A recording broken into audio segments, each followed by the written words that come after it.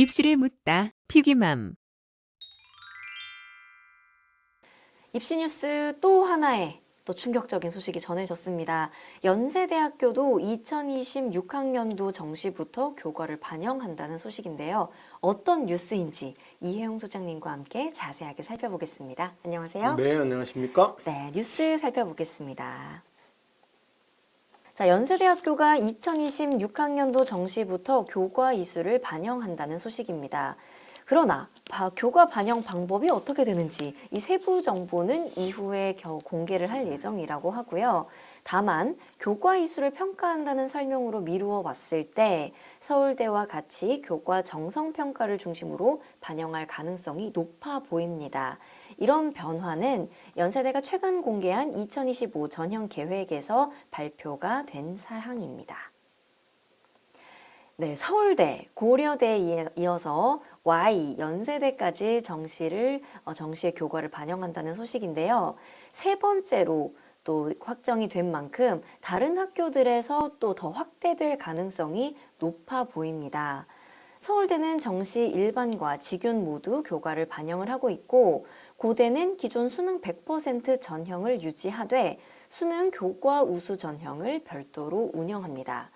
이렇게 교과를 반영하겠다는 것은 N수생과 수도권 학생들이 정시를 싹쓸이 해가는 이 부작용을 축소하기 위한 움직임으로 보이는데요. 서울대학교가 이런 효과를 좀 본 것 같습니다. 교과를 처음 반영한 2023학년도 정시 최초합 중에 재학생의 비중은 늘고 재수생의 비중은 줄어들었기 때문입니다. 그러나 미흡한 평가 기준에 대한 부분은 우려사항이긴 합니다.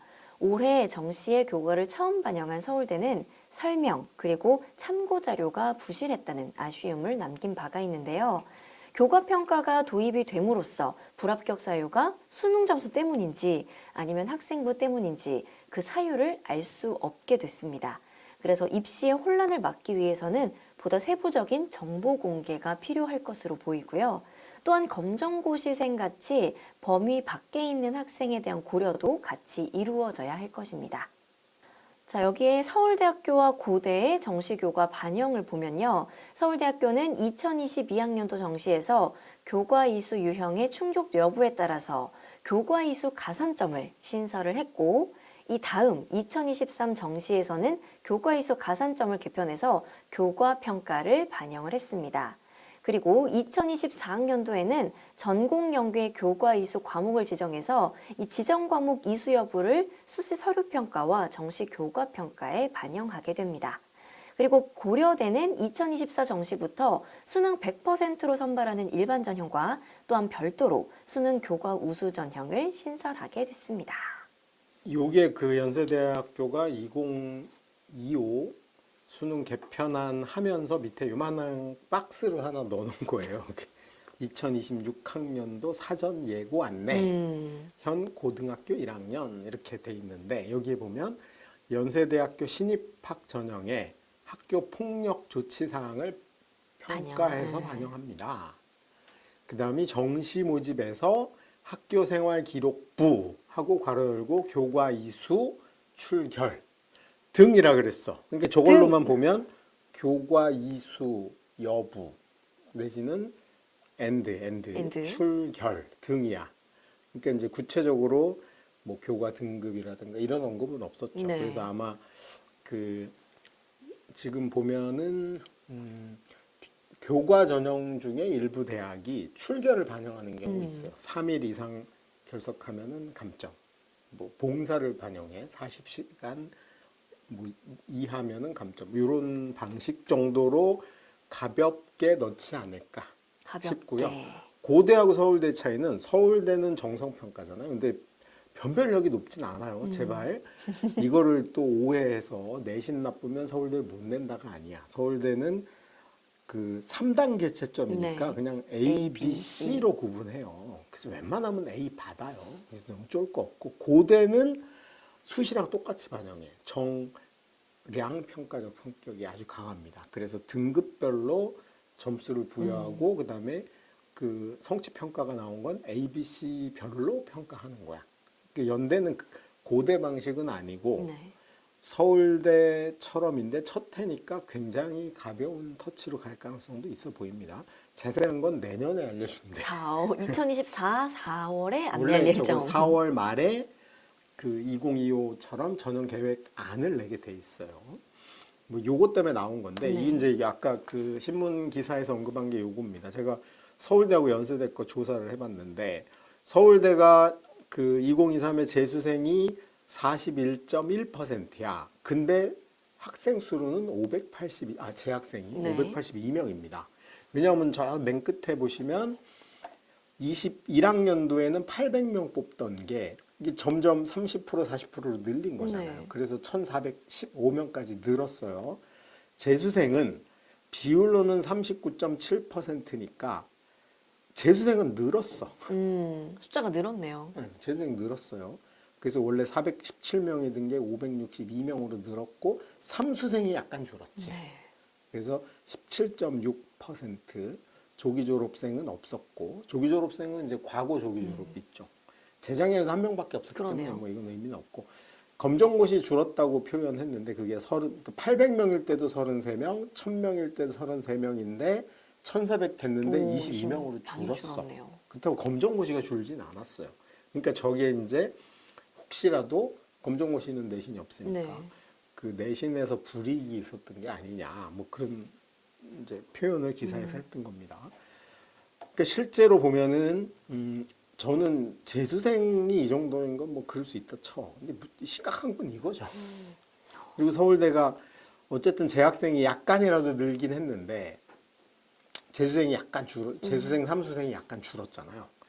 근데 요거는 다른 요소도 좀 있었던 것 같아요. 뭐냐면 기본적으로 의대 편향이 너무 강하다 보니 그러니까 서울대 갈 만한 성적의 학생들 중에도 의대로 빠진 친구들이 꽤 있는 편인 거죠. 특히 재수했다. 그럼 재수생이나 반수생 중에는 서울대 다니면서 반수한 친구도 네. 있잖아. 그럼 다시 서울대 갈 이유가 없으니 그렇죠. 이제 그 의대 쏠림 현상의 영향도 조금은 있다라고 평가해 볼 여지는 있을 것 같고요. 그다음에 이제 이 밑에 게 연세대입니다. 연세대도 최근에 이제 그 작년도 입시 결과 발표하고 설명회하고 지금 유튜브에도 올려져 있더라고요. 제가 고기를 참고로 했는데 재학생이 작년에 비해서 올해가 약간 줄었어요. 1.2% 줄었고 재수생이 조금 늘었고 삼수생이 약간 줄었습니다. 그러니까 큰 변화는 없죠. 네. 충격적인 건 어쨌든 재학생이 둘 다 30%대야. 30% 40%. 그러니까 이제 어쨌든 정시가 늘면서 이제 수능만 한 번 더 한다는 경향은 강해지고 있는데 그걸 굳이 내신을 넣어서 할 이유는 없다는 거죠. 저는 저 안에는 반대입니다. 차라리 정시를 줄이면 되지. 그래서 저는 그건 아닌 것 같고 연대가 이걸 왜 했을까? 저는 뭐 조심스럽게 예측해 보는 건 고교 학점제 대비하는 측면이 좀 있다. 이게 이제 고교 학점제가 논의되면서 지금 이제 국가교육위원회가 3월에 오픈했잖아요. 네. 내년 2월 말까지 1년을 운영해서 뭘 발표해야 되냐면 지금 중2 학생들이 대학을 가는 2028 학년도에 입시안을 발표해야 돼요. 대입 전체 안을 내야 되는데 거기서 뭐 다양한 논의가 되고 있으나 하나의 안 중에 이제 될지 안 될지는 모르지만 저는 뭐 가능성도 있어 보입니다. 그게 어떤 게 있냐면 수시 정시를 통합하자는 안이 있어요. 그래가지고 지금은 수시 6개, 정시 3개를 내는데 이걸 그냥 9개로 통합해가지고 그냥 수능 끝나고 다 9개를 내는 거예요. 근데 그러면 이제 대학들이 나머지는 자율인 거죠. 어느 학교는 수능 점수 20%, 내신 점수 50%, 서류 30% 이렇게 뽑으려면 뽑아. 그런 것들은 좀 자유롭게. 그걸 그래서 이렇게 요소가 이제 3개가 되는 거죠. 수능, 내신, 비교과. 그 다음에 하나 더 있어. 면접까지. 그러면 이거를 조합을 니들 맘대로 해. 그럼 이제 서울대, 연대, 고대는 학생부 종합전형에 그 다음에 수능도 한 30% 반영하고 뒤에 면접 보겠다. 그 다음에 이제 안스카이로 내려가면 학생들이 안스카이인데 막 내신도 보고 비교과도 보고 수능도 본다 그러면 화가 나서 안 낼 수도 있잖아. 그러면 우리는 수능은 안 볼게. 그러면 이제 우리는 내신만 보고 이런 대학도 있겠죠. 그래서 전국의 194개 대학이 니들 맘대로 조합해서 전형을 발표해. 그리고 학생은 그러면 6개 내든 수시와 정시 3개를 내니까 니들은 9개나 10개를 자유롭게. 마음에 드는데 골라서 내. 단 원서 내는 시기는 2학기 다 끝나고 수능까지 보고.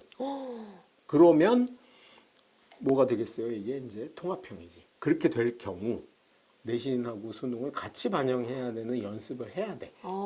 벌써 그까지 내다보는. 얼마 안 남았어요. 지금 이게 2026이잖아. 네. 2년 그러네요. 그러니까 좀 이런저런 걸 연습해보는 용도도 꽤 있다고 보입니다. 그리고 이제 어쨌거나 고교학점제가 되면 교과전형이 운영되긴 쉽지 않거든요. 1학년밖에 내신이 네. 등급 안 나와. 그러면 이제 나머지 다 ABCD로 바뀌잖아. 그럼 그 내신도 신뢰하기가 어려워. 그러니 이거하고 수능하고 조합을 하다 보면 대학 입장에선 나름 줄 세우기가 용이해지지 않을까. 그런 것에 대한 좀 고민과 연구가 포함되어 있다. 그런 생각이 좀 듭니다. 물론 이제 다른 학교들도 그런 고민이 엄청 많을 거예요. 왜냐하면 입학사정관이나 입학처가 지금 올해만 어떻게 뽑을까 고민하는 게 아니야. 지금 엄청난 변화를 눈앞에 그렇죠. 두고 있는데.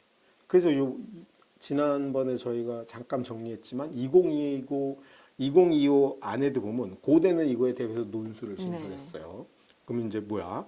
한 트랙으로는 수능 다 합해서 보는 트랙도 있는 거고 한 트랙으로는 논술 보겠다 트랙도 생기겠지. 그래서 지금 갑자기 고대가 솔선수범해서 없댔던 논술을 부활하기도 하고 그다음에 연대가 교과 전형에서 면접을 없애보기도 하고 지금 뭔가 실험들을 하고 있는 거죠. 그래서 이제 아마 올해 고3들 빼고 내년 고2 그다음에 후년에 지금 고1 그다음에 우리 아직 고등학교 들어가지도 않은 중3들 요 3개 학년 동안 매우 다양한 실험을 해보고 나서 이제 고교학점제 세대에 어떻게 뽑는 게 가장 우리 학교한테 유리할까? 모든 대학이 아마 이거의 골머리를 앓고 있지 않을까 그런 생각이 좀 듭니다. 연대가 그 스타트를 좀 끊고 있다. 뭐 저는 그런 평가를 내리고 싶네요. 계속해서 그러면 앞으로는 뭐 스카이가 지금 약간 신호탄을 던진 거고 조금 변화될 가능성들이 있는 거죠, 다른 학교들도. 예를 들면 서강대랑 성대는 올해 2024부터 아예 문이과 자체를 없앴잖아요. 그래서 수학에서도 선택 없앴고 성대는 뭐 이과는 과학 하나, 문과는 사회 하나를 해야 된다는 조건이 있긴 하지만 여기는 이제 이미 그 실험이 들어간 거죠. 왜냐하면 고교학점제 시대가 되면 문과 이과가 없는 거야. 왜냐하면 내가 가고 싶은 전공에 따라서 컴퓨터를 전공하고 싶은 친구, AI를 특히 하고 싶다. 그러면 생물 해야 되거든요. 그럼 AI를 하고 싶은 친구가 생물 하나 하고 그다음에 AI의 배경이 되는 다양한 지식을 뭐 사회를 할 수도 있고 역사를 할 수도 있고 법을 할 수도 있고 그렇죠. 뭐 이렇게 되게 다양해지는 거야. 그러니까 이제 여기에 대해서 이제 서강대는 그걸 선제적으로 없애면서 실험을 들어간 거고 의대 갈 친구가 나는 정신과를 하고 싶어. 그러면은 생물화학하고 뭐 저기 사회 철학이나 이런 걸 할 수 있죠. 심리학을 할 수도 있고. 그러니까 이게 그 내신에서조차도 문과 이과의 경계가 붕괴되는 현상이 벌어지니 대학 입장에서도 좀 대응하자. 서강대는 분명히 그 2028 포럼에서도 그걸 얘기했어요. 그리고 이제 성대도 그런 거고 내년에는 교육부의 강제에 의해서지만 뭐 이미 한 17개 대학들이 이걸 깼잖아. 이런 실험도 있는 거고 고대가 논술 부활시킨 것도 그런 일환이라고 봐도 되고 연대가 교과를 넣는 건 서울대가 했던 거하고는 약간 차원이 다른 문제일 수 있다. 뭐 그런 생각이 좀 듭니다. 네. 앞으로도 어떻게 변화될지 저희 피기맘에서도 계속해서 지켜보면서 소식 전해드리도록 하겠습니다. 오늘도 이희용 소장님과 함께했습니다. 고맙습니다. 네, 고맙습니다.